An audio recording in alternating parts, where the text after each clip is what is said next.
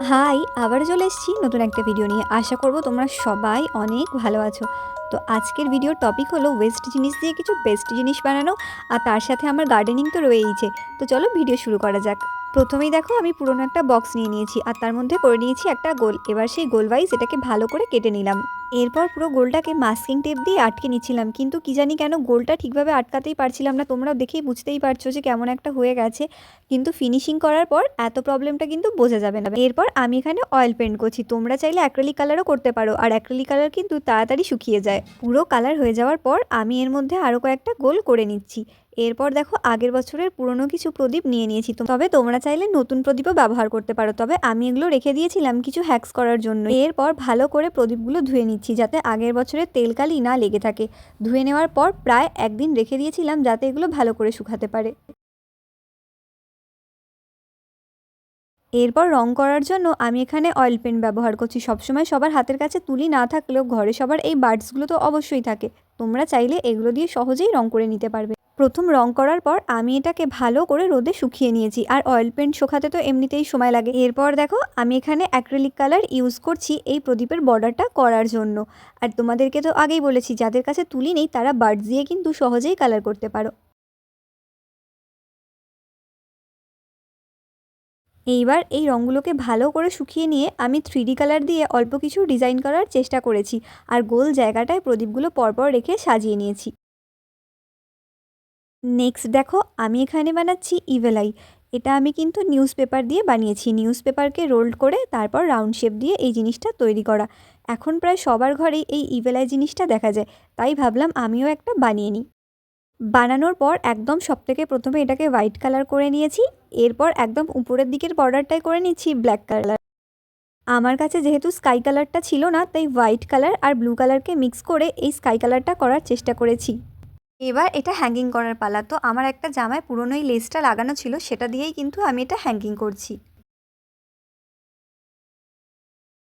এরপর আমি এখানে ব্যবহার করছি এই মাটির ছোট ঘটি বা কলসিটা। এটা কিন্তু ঠাকুর পুজোর প্রসাদের সাথে পেয়েছিলাম আর রেখে দিয়েছিলাম কিছু একটা বানাবো বলে। খুব সহজ একটা ডিজাইন দেওয়ার চেষ্টা করলাম। এইবার দেখো আমি এখানে বসিয়ে নিলাম কয়েকটা ট্রায়াঙ্গেল হার্টের কাটিং। গাছ ছাড়া যেন মনে হয় সমস্ত কিছুই অসম্পূর্ণ। যেহেতু জায়গাটা ছোট, তাই এটা হাইট দেওয়ার জন্য অন্য একটা কন্টেনারের ওপর এটা প্রথমে রেখে দেখছিলাম কেমন লাগে। তারপর ভাবলাম যে এটাকে হ্যাঙ্গিং করে দেখি। এরপর আস্তে আস্তে ট্রায়াঙ্গেল হার্টগুলো যখন গ্রো করবে না, এটা ভীষণ সুন্দর লাগবে দেখতে। তোমরা বলো তোমাদের কোনটা ভালো লাগলো, হ্যাঙ্গিংয়ের প্রসেসটা নাকি যখন নিচে রেখেছিলাম সেটা। নেক্সট দেখো আমি এখানে এই ইনডোর প্ল্যান্টটা নিয়েছি। এর নামটা আমার ঠিক মনে পড়ছে না, তোমরা যদি কেউ জানো অবশ্যই কমেন্টে জানিও। বাড়িতে গাছ আনার পর সবথেকে প্রথমেই সবাই কী করে, সেই গাছটাকে রিপোর্ট করে নেয়, যেটা কিন্তু একদমই ঠিক না। আর এই সমস্ত কারণেই কিন্তু গাছ মারা যায়। এই গাছটার দেখো অন্য একটা ভ্যারাইটি আগে থেকেই আমার কাছে ছিল, আর এটা আমি কাটিং থেকে গ্রো করেছি। এবার আরও একটা কাটিং আমি নিয়ে নিচ্ছি। দুটো গাছ থেকেই আমি দুটো করে ডাল কেটে নেব। এই সাইডের ডালগুলো কাটলে গাছটা কিন্তু বেশি ঝাঁকড়া হবে না, তাই আমি মাথার দিকে ডালটা কেটে নিলাম যাতে নতুন নতুন আরও কিছু ডাল আসে।